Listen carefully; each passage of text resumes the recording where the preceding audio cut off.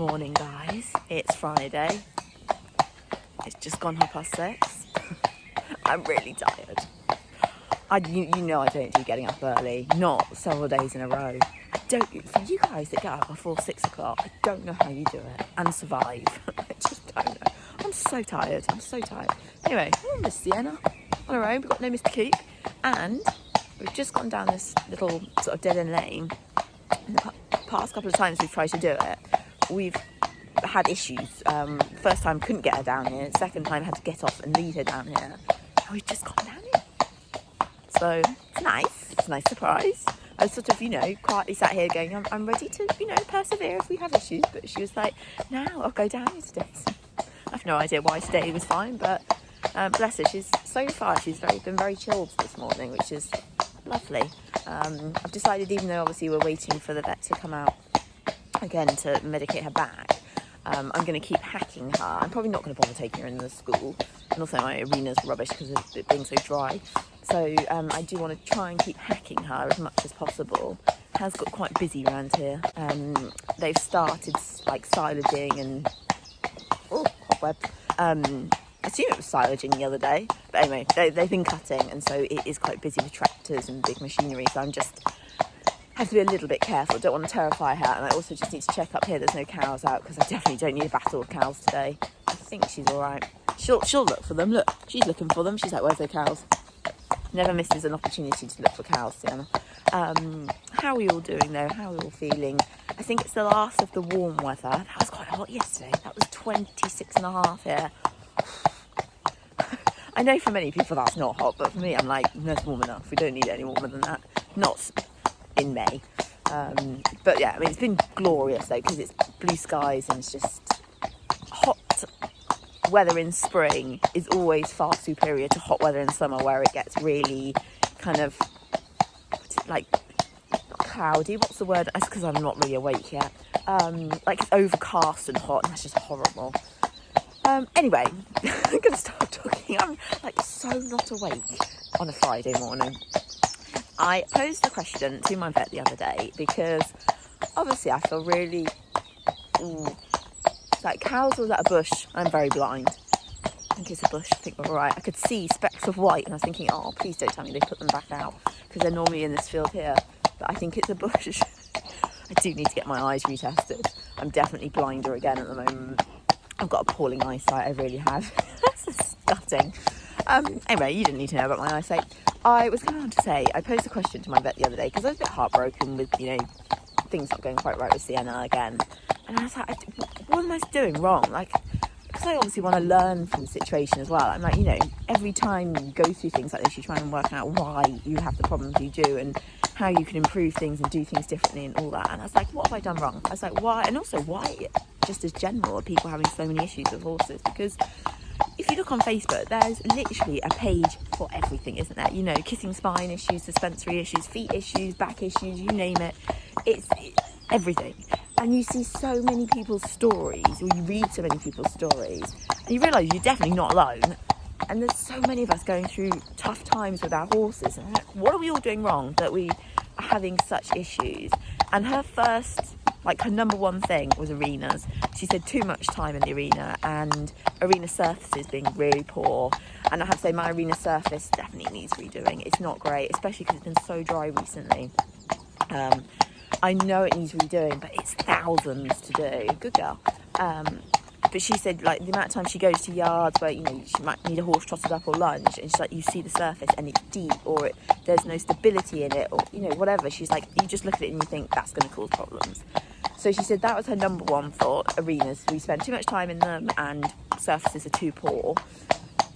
And I guess that kind of joins up with like variety of work. She's like, again, too much time in the arena, not enough hacking or going in the fields, or just variety, which is easier said than done, isn't it? If you don't have many bridle paths around you, then you can't go out in the fields. And if you live in a really busy area, riding on the roads is only getting worse. The traffic is getting so heavy. Even this morning, I was on at 6:10, and I reckon in the first, 5 minutes, I'd seen like 10 cars, which at this time of the morning, you kind of hope you wouldn't. And also I think people are driving worse anyway, so it is dangerous half the time. But she said she thought that, variety, and also going out for long enough. Like, so many people now ride for such a short amount of time. And we did that thing, when we were young. But it was true, when we were younger, we were saying, like, a short hack when you were younger was like an hour and a quarter, an hour and a half. Nowadays, that's a long hack for most people. And going back to the arena conversation, no cows out there. You just didn't, there weren't so many arenas around. So if you didn't have one, which was the most, majority of us, you'd have to hire one, or you'd have to hack to your local one. You just didn't go in the arena every week. So I think, we do use the arena a hell of a lot. The amount we're doing with our horses was another one. She said we've got so many competitions, especially in our area.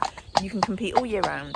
The variety is huge, and so you just end up competing more, and that's more wear and tear on your horses, so they're not going to last as long. This is my favourite part of this ride. It's going over this bridge and the way the light hits the little old railway house here. I love it. It's just such a beautiful bit of the ride, especially this time of morning. And look at that for a view. Anyway, lunging. There's always big question marks over lunging. And then, the thing is, we do most of our lunging when horses are young, don't we? Part of their breaking in, part of trying to get excess energy out of a young horse. And I did lunge Sienna. I'm worried. She's like telling me there's someone around the corner, and I'm thinking someone's going to hear me talking to myself.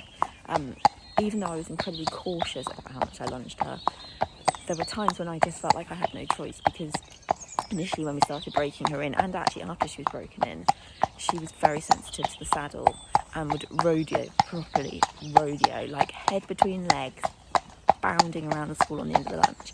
And I just felt like I had no choice but to do that before I got on. Otherwise, I was going to have to be the, crash dummy going through that.